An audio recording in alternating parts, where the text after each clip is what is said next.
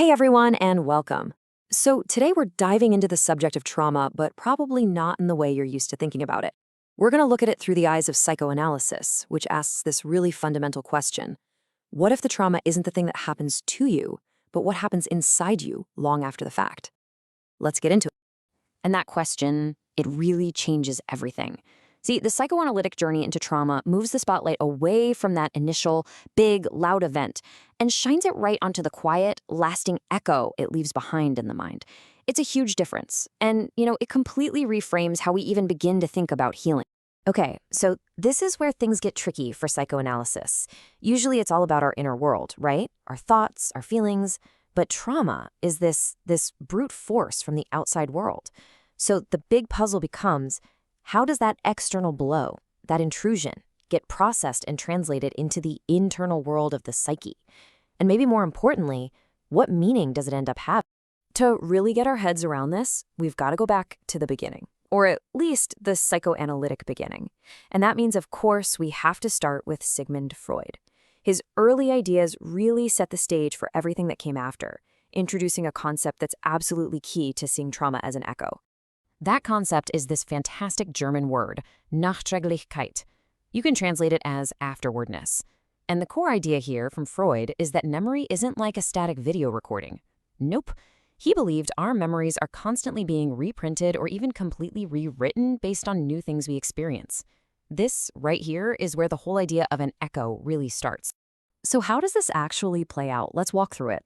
At time 1, something happens. Then, time passes.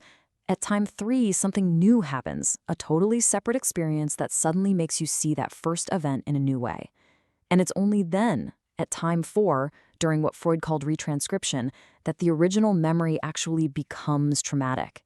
So get this, it's not the first event that does the damage. It's the revival of that memory seen through a new, much more painful lens. Now, this idea that a wound can fester in the mind long after the event, well, it was taken to a whole new level by our next figure, Wilfred Bion.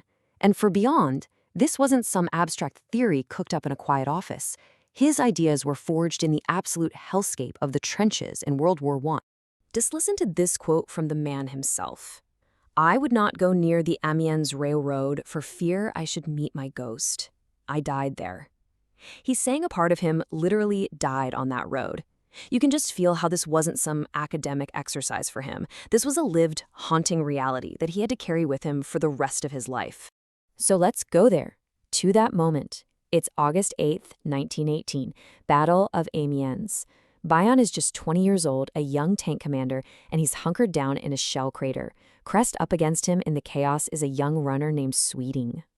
And then, in an instant, Bion realizes the boy's chest has been completely ripped open by shrapnel. His left lung is just gone. And in this moment of absolute, unspeakable horror, the boy looks at him and whispers this desperate, impossible question. As he's dying, his last thoughts aren't of the battle or the pain. They're of his mom. He's begging Bion, a stranger, to remember his address, just repeating the word mother again and again. It's just raw, unbearable human tragedy. And Bion's reaction? It's not heroic. It's brutally human. He's so completely overwhelmed by horror and disgust that he actually screams at the dying boy to shut up.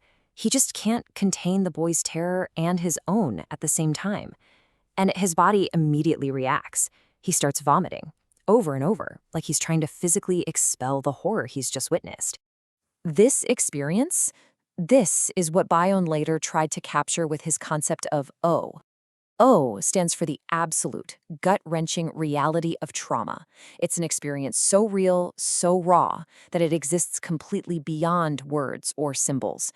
It's the horror in that crater. It's the thing that you can't analyze or explain away. You can only experience it. So, carrying that horror with him for years, Bion came to a really profound conclusion.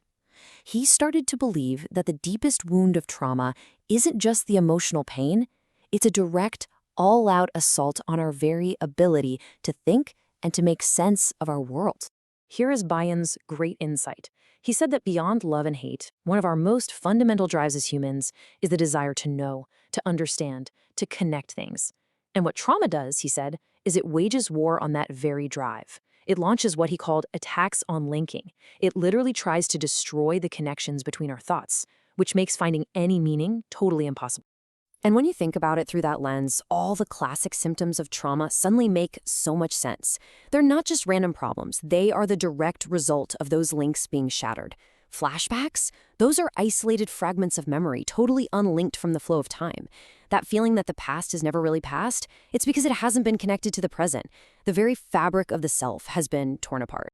Okay, so if trauma is all about shattering these internal connections, the next logical question is, well, how do we fix them? How do you repair a broken mind? And that brings us to our final theorist, Stephen Mitchell, who offered a path forward, a way to start putting those pieces back together. So Mitchell basically saw the mind as having two different operating systems. On one side, you have the primary process. Think of this as your deep, creative, dreamlike self. It's spontaneous, emotional. It's the source of our vitality, what makes us feel alive. On the other side, you have the secondary process. That's your logical, organized, get-things-done CEO brain. Now, in a healthy mind, these two are connected. They talk to each other. But trauma severs that link. It leaves you with all this logic and control, but it's totally disconnected from any sense of vitality or meaning. So the goal of therapy, in this view, isn't just to get over it or get back to normal. It's much deeper than that. It's a rebalancing act. First, you have to try and shift the goal away from just controlling everything, which deadens life, and move it toward finding vitalization. And second, you have to do the careful, patient work of relinking those raw, spontaneous parts of yourself with your logical mind, so you can reconnect with what makes life actually feel worth living. And what all this really shows us is that healing from trauma, well, it's not a quick fix. It's not about finding some magic cure. It's a long, patient journey. Not necessarily to get better, but to do the hard, essential work of restoring a sense of vitality to a life that's been hollowed out by fear and control. And this, right here, really lays out the terrible catch-22 of trauma.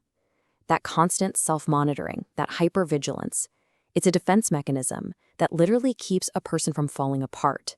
But at the exact same time, that defense mechanism becomes a cage, trapping them and keeping them from the spontaneity and connection that makes a life feel vibrant and meaningful.